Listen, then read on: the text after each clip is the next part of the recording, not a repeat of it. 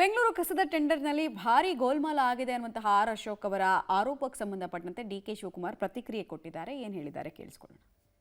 ಬೆಂಗಳೂರು ಜನರ ತಲೆ ಮೇಲೆ ಕಸದ ತೊಟ್ಟಿಯನ್ನ ತುಂಬುವಂತ ಒಂದು ದೊಡ್ಡ ಸ್ಕ್ಯಾಂಡಲ್ ಇದು. ಕಸದ ಹೆಸರಿನಲ್ಲಿ 36,000 ಕೋಟಿ ಕಾಂಗ್ರೆಸ್ ಸರ್ಕಾರ ಲೂಟಿ ಮಾಡಿರೋದ ದಾಖಲೆಗಳನ್ನು ಇವತ್ತು ನಾನು ಬಿಡುಗಡೆ ಮಾಡ್ತಾ ಇದ್ದೀನಿ.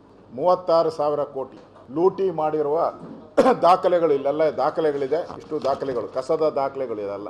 ಈ ಕಸದ ದಾಖಲೆಗಳನ್ನೆಲ್ಲ ಇವತ್ತು ನಾನು ಬಿಡುಗಡೆ ಮಾಡ್ತಾ ಇದ್ದೀನಿ.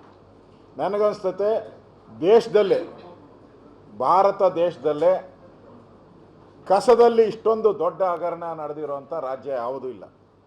First time in history of India 36,000 ಕೋಟಿ ಕಸದಲ್ಲಿ ಲೂಟಿ ಹೊಡೆದಿರೋವಂಥ ಒಂದು ಸ್ಕ್ಯಾಂಡಲ್ ಇವತ್ತು ನಾನು ದಾಖಲೆಗಳನ್ನು ಬಿಡುಗಡೆ ಮಾಡ್ತಾ ಇದ್ದೀನಿ. ಇದು ಪ್ಯೂರ್ಲಿ ಡೆಲ್ಲಿಯ ಕಂಪನಿ. ಇದು ಈ ಟೆಂಡರ್ ಹೆಸರೇ ಹೈಕಮಾಂಡಿನ ಕಪ್ಪ ಕಾಣಿಕೆ ಟೆಂಡರ್.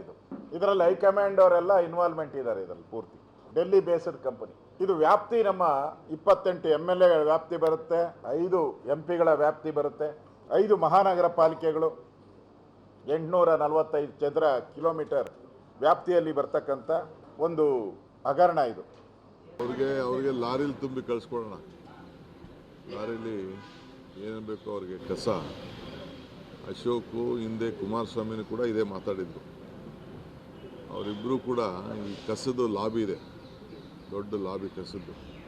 ಅವ್ರ ಕಾಲದಲ್ಲಿ ಯಾಕೆ ಟೆಂಡರ್ಗಳು ಮಾಡೋಕ್ಕಾಗಲಿಲ್ಲ? ಅವರೇ ಇದ್ರಲ್ಲ, ನಿಂಬಾವಳಿ ಅವರನ್ನೇ 2-3 ಸತಿ ನಿಲ್ಲಿಸೇ ಬಿಟ್ಟಿದ್ರು.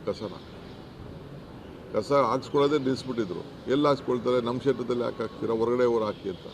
ಸೊ ಕಸ ಬರ್ನ್ ಮಾಡಬೇಕು, ಕಸದಿಂದ ಗ್ಯಾಸ್ ಆಗಬೇಕು, ಕಸದಿಂದ ಕರೆಂಟ್ ಆಗಬೇಕು. ಸೊ ಇವರು ಇವತ್ತೇನು ಈ ಅಶೋಕ್ ಮಾತಾಡ್ತಾ ಇದ್ದಾರಲ್ಲ, ಇವರೆಲ್ಲ ಆ ಗ್ಯಾಂಗ್ ಇದೆಯಲ್ಲ, ಆ ಗ್ಯಾಂಗ್ನ ಏಜೆಂಟಾಗಿ ಇವತ್ತು ಮಾತಾಡ್ತಾ ಇದ್ದಾರೆ. ನಾನೇ ಅವ್ರಿಗೆ ಇದನ್ನೆಲ್ಲ ಕೂತ್ಕೊಂಡು ಅವ್ರ ಹತ್ರನೇ ಚರ್ಚೆ ಮಾಡಿದ್ದೀನಿ.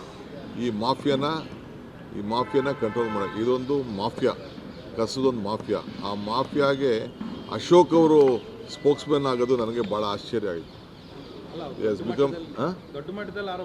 ಈಗ ಆಯಿತು, ಎಲ್ಲರೇ 36,000 ಕೋಟಿ, ಎಲ್ಲಿ 36,000 ಕೋಟಿ ಆಯಿತು. ಅವ್ರು ಯಾವ್ದು ಬೇಕಾದ್ರೂ ತನಿಖೆ ಮಾಡಿ, ಏನು ಬೇಕಾದ್ರೂ ಮಾಡಲಿ, ಎಲ್ಲಿ ಬೇಕಾದ್ರೂ ರಿಪೋರ್ಟ್ ಕೊಡಲಿ, ಯಾವುದಾದ್ರು ದೊಡ್ಡ ಏಜೆನ್ಸಿ ತಂದು ಮಾಡಲಿ.